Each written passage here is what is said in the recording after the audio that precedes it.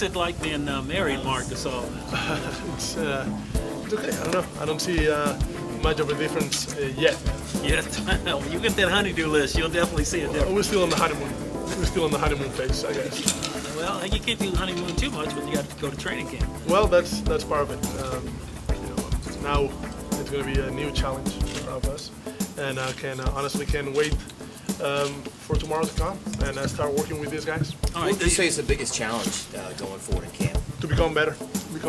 Try to all the things we did a lot of great things last season, but some of the things that we didn't do so well, try to improve them. Did you feel like the team got better this offseason with some of the additions? I try not to, what team is better this season, last season teams, but I like the teammates that I have right now and the depth that we have. Dave, obviously, is the big change now at the top. A lot of guys have spoken about the different voice going forward. Yeah. What will that adjustment be like, do you anticipate?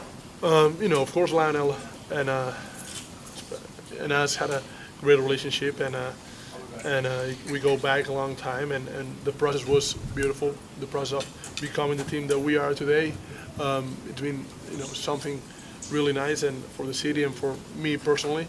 But one thing he taught us always is not to make any excuses, and so from now going forward, we have to become a better team. Coach Joerger mentioned that he wanted, as part of adding a couple of pieces here and there, he also wanted the players that were already here to get better. Internally, what are some of the things that Marc Gasol worked on this offseason to try to get himself better? Mentally, I always, this summer, I thought that I have to be more aggressive at some point in the game. Some games that I just kind of float around and trying to distribute the ball from the top and not shoot as much as coaches want me to. But, sometimes it works, sometimes it doesn't. So we'll see. We'll start tomorrow and see. We got more on the court, and we're gonna get a better feeling of what we need to get better at. Marc, he wants to run. Coach Joerger wants to run now. Definitely. Are you good with that? Because you're a guy who runs the floor a lot anyway. But are you ready for a more up-tempo attack from this team? Yeah, up-tempo doesn't mean just to shoot fast. It means to get into your offense quicker, so you got more time to find the different, weapons that you the different options that you want to find within that offense. So I have no problem with that, because that means that to have more options to score, and so we can be better set defensively as well. Your load is also lightened a little bit now with Ed Davis getting better, with Kosta coming on. So you may not get 38 or 40 minutes, but your 32 minutes or 34 minutes will be better minutes because you're a little bit rested. Is that how you look at it with the added pieces? We'll see. We'll see how it goes. We'll see how coach wants to play, and. But having some bigs that can help you, that's got to make your job I always a little felt bit. like we had bigs that can help. I always felt that way. I never thought that I didn't have any help at all. Coaches have a tough job deciding who has to play and who hasn't. I think it's a lot tougher to play 5 to 10 minutes than playing 30 or 35. But I'm welcome anybody that can help the team and make us better.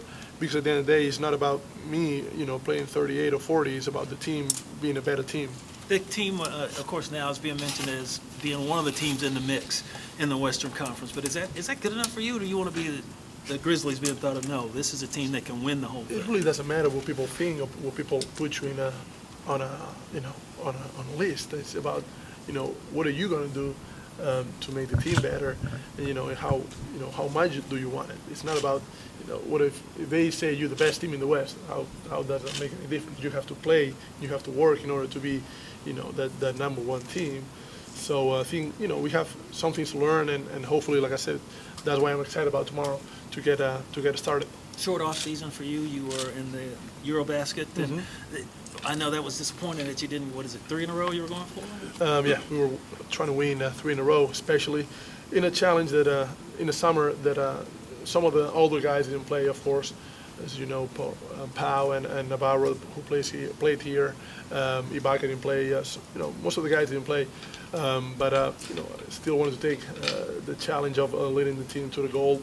Just came up a little short. We are who we are, but we can be better, and that's going to be the key. How much are we going to try to push in order to be a better team? Marc, a lot of splashes were made by other teams in the West with so-called big-name signings. You're already laughing because you guys don't fit. No, I know. You guys don't feed into that about, who went where or whatever, because you guys added some pieces to a team that went to the Western Conference Finals. Honestly, I don't look at what other teams do. I only look at the Lakers because my brother's there, and all the teams.